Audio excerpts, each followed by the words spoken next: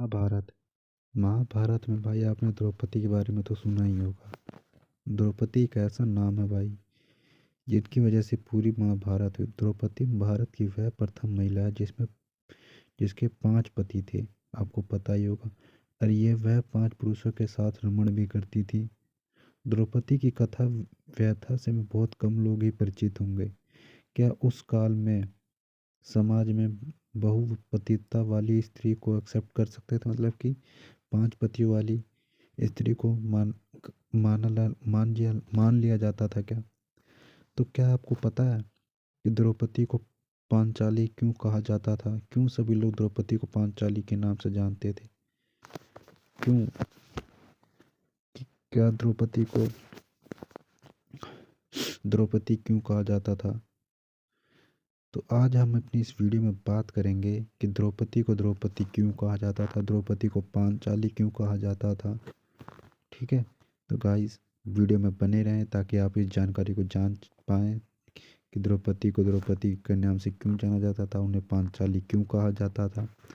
तो चलिए गाइस फटाफट से अपनी वीडियो को शुरू करते हैं और बताते हैं आपको इसके बारे में। द्रौपदी के 5 नाम थे भाई। द्रौपदी को द्रौपदी इसलिए कहा जाता था कि वह राजा द्रुपद की पुत्री थी।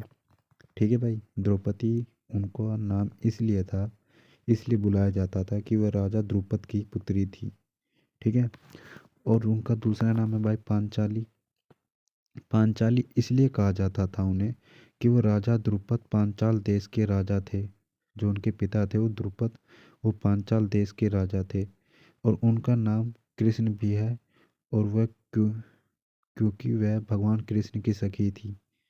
ठीक है भाई, तो वो पांचाल द्रुपद की, तो वो भाई पांचाल देश की थी, तो उन्हें पांचाली इसलिए कहा जाता था। और उनका मित्र श्री कृष्ण भगवान थे, तो उनका एक नाम कृष्णा भी है। और उनका एक नाम यज्ञनी भी है क्योंकि वह यज्ञ करने के बाद पैदा हुई थी, तो उनका नाम यज्ञसेनी भी है, जो कि आपने सुना भी होगा। और अंत में एक उनका नाम है श्रेंधी भी था। श्रेंधी का अर्थ होता है पति के अलावा अन्य पुरुषों के साथ रमण करने वाली। लेकिन यह सच नहीं है। अज्ञातवास के दौरान राजा द्रुपद ने राजा विराट के यही कि यहाँ उनकी पत्नी सुदेशना के सौंदर्य को देखकर देख रेख करने वाली के रूप में काम किया, इसलिए उनका नाम सेरेंदी था। सेरेंदी के रूप में गुण तथा सौंदर्य से प्रभावित होकर महारानी सुदेशना ने उसे अपनी मुख्य दासी के रूप में नियुक्त कर लिया था। कुछ लोग कहते हैं कि वह राजा विराय के राज्य में सुगंध और स्त्री इत्र बेचती थी, इसलिए उसे सेरेंदी कहा जाता था। उल्लेख्य यह है कि 12 वर्ष के वनवास के बाद पांडवों ने अज्ञातवास में मत्स्य देश के राजा विराट के राज्य में समय व्यतीत किया था। पांचों ने अपनी योग्यता के अनुसार राजा के यहाँ विभिन्न विभिन्न कार्यों को संभाला था। ठीक है भाई, तो पता चल गया ना द्रौपदी को द्रौपदी क्यों कहा जाता है, क्योंकि वो द्रुपद देश की थी। ठीक है, द्रुपद की मतलब द्रुपद देश की नहीं, द्रुपद की राजा द्रुपद की पुत्री थी। और उन्हें पांचाली इसलिए कहा जाता है क्योंकि वो पांचाल नरेश की पांचाल देश की थी, इसलिए उन्हें पांचाली कहा जाता है। तो ये भाई कुछ नाम थे द्रौपदी जी के, 5 उनके ऐसे नाम जो उनको दिए गए हैं।